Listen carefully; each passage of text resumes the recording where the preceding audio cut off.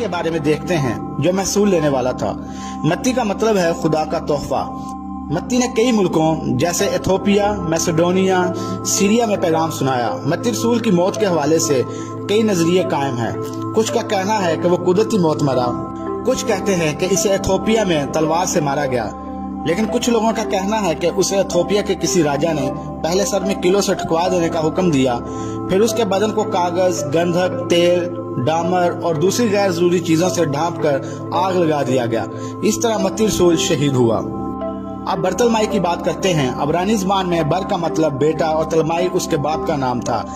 इस तरह बरतलमाई का मतलब बना तलमाई का बेटा।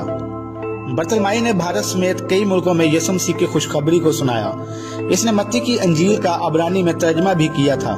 रवायत के मुताबिक 71 सन ईस्वी के आसपास आर्मीनिया में तलमाई की चमड़ी उतरवा कर इसे सलीब पर लटकाया गया, फिर उसका सर कलम किया गया और उसके बेटे को समंदर में फेंक दिया गया। इसके बाद है तोमा रसूल वही रसूल था जिसने कहा था कि मैं हाथ लगाकर देखूंगा तो यकीन करूंगा। तोमा का मतलब होता है जुड़वा। तोमा 49 ईस्वी के करीब भारत आया और वहां उसने बहुत काम किया और 7 कलीसिया बनाई। तोमा ने शुमाली भारत, पंजाब, चीन, केरल तक पैगाम सुनाया। जब वो माइलापुर की पहाड़ी पर दुआ कर रहा था तो लोगों ने तंग आकर उसे भाले से छेद दिया।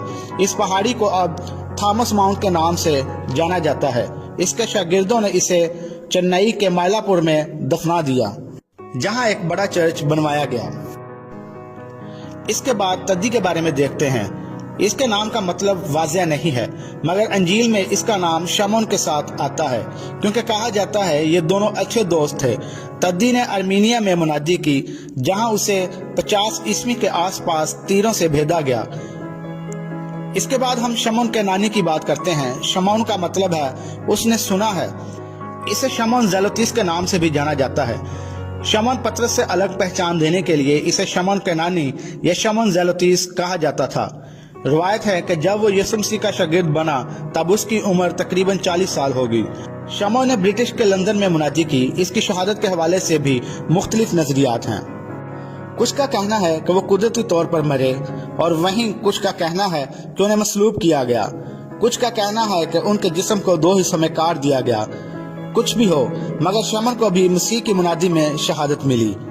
अब बात करते हैं हल्फाई के बेटे याकूब की। याकूब का जिक्र बाइबल में 2 दफा आया है। कहा जाता है कि रूह कुद्स मिलने के बाद याकूब ने यहूदियों में मुनादी की, फिर वो वहां की कलीसिया का पहला बिशप भी बना। हल्फाई का बेटा याकूब जब वहां मुनादी कर रहा था तो यहूदियों ने उसे संसार कर दिया और वहीं उसे मिट्टी दी गई। कुछ का कहना है कि जब वो ऊंचे मीनार पर खड़ा मुनादी कर रहा था तो उसे वहां से धक्का देकर गिरा दिया गया, मगर वो बच गया। फिर लोगों ने पत्थर मारकर उसे शहीद किया। अब बात करते हैं यहूदा अस्करियोती की। इसका मतलब है खुदावंद की तमजीद हो। ये वही शागिर्द था जिसने यीशु मसीह को पकड़वाया भी था। इसके पास हदिये की थैली होती थी।